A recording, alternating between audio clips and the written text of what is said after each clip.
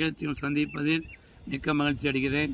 இதை பார்க்குற பொழுது உங்களுக்கு என்ன வசனம் ஞாபகம் வருதுங்க, அதை கமெண்ட் செக்ஷனில் நீங்கள் போடுங்க. கர்த்தர் உங்களை ஆஸ்வதிப்பார். எனக்கு ஒரு வசனம் ஞாபகம் வருதுங்க. என்னன்னா, யாத்திராகம புஸ்தகம் 3ஆம் அதிகாரம் 2வது வசனம். அங்கே கர்த்தருடைய தூதரானவர் ஒரு முச்சடியின் நடுவில் உண்டான அக்னி ஜுவாலையிலே நின்று அவனுக்கு தரிசனமானார். அப்பொழுது அவன் உற்று பார்த்தான். முச்சடி அக்னினால் ஜுவாலித்து எரிந்தும் அது வெந்து போகாமல் இருந்தது. இன்றைக்கும் கூட கர்த்தர் இந்த வார்த்தையினால உங்கள்கிட்ட பேசார். அன்றைக்கு மோசே வழியாக அக்னியில முச்சடி நடுவுல அக்னியா இருந்து பேசின தேவன் இன்றைக்கு இந்த முச்சடி நடுவுல வார்த்தையா இருந்து ஆண்டவர் உங்கள்கிட்ட பேசார். என்ன தெரியுமா, அன்னைக்கு மோசேட்ட சொன்னாரு, இஸ்ரேல் ஜனங்களுடைய உபத்திரவத்தை பார்த்து அவர்களுடைய கூக்குரலை கேட்கவே கேட்டேன். நீ போய் என் ஜனங்களுக்கு போய் சொல்லு என்று சொன்னார். ஆளும் தேனும் ஓடுகிற தேசத்துக்கு நான் உன்னை கானான் தேசத்துக்கு கூட்டி செல்வேன் என்று போய் சொல்லு என்றார். இன்றைக்கு ஆண்டவர் சொல்றாரு, அழிந்து போற ஆத்துமாக்களை கண்டு அவங்களுடைய கூக்குரல்கள், அவங்களுடைய வேதனைகளை ஆண்டவர் பார்த்து உங்கள்கிட்ட ஏண்டி சொல்றாரு, எழுந்து புறப்படு மகனே மகளே என்று சொல்லி.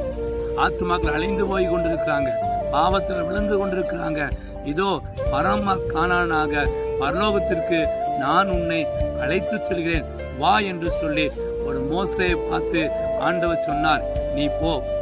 அன்றைக்கு 6 லட்சம் புருஷர்களுக்கு ஒரு மோசே, இன்றைக்கு 800 கோடி ஜனங்களுக்கு நீங்கள் எல்லோரும் மோசேக்களாகும் எலியாக்களாகும் ஆண்டவர் பார்க்கிறார்.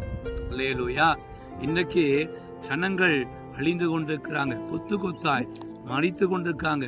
எங்க பார்த்தாலும் தற்கொலை, எங்க பார்த்தாலும் விபத்து, எங்க பார்த்தாலும் பிரச்சனை, போராட்டம், கண்ணீர், விக்கிரக வழிபாடு என்று சொல்லி அநேக இடங்கள்ல ஜனங்கள் அழிந்து போய் கொண்டிருக்கிறாங்க.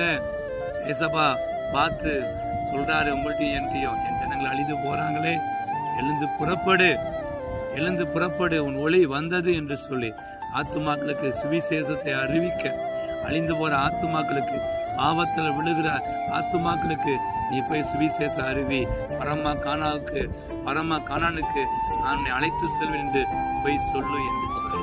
அல்லேலூயா. இன்னைக்கு ஆண்டவர் பார்த்து ஆத்தும பாரத்தை, தன் இருதயத்தின் பாரத்தை வெளிப்படுத்துகிறார். அல்லேலூயா. நம்ம எழுந்து புறப்படுவோமா, சுவிசேஷ அறிவிக்க புறப்படுவோமா?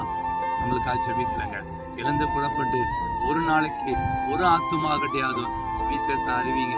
நம்மளை ஆசீர்வதிப்பார். நம்மளுக்காக ஜெபிக்கட்டுமா? தகப்பனே, இதை பார்க்கிறவங்க எல்லாருக்காக ஜெபிக்கிறேன். ஆண்டவரே, இதை பார்த்து கொண்டிருக்கிற ஒவ்வொரு நபருக்காக நான் ஜெபிக்கிறேன்.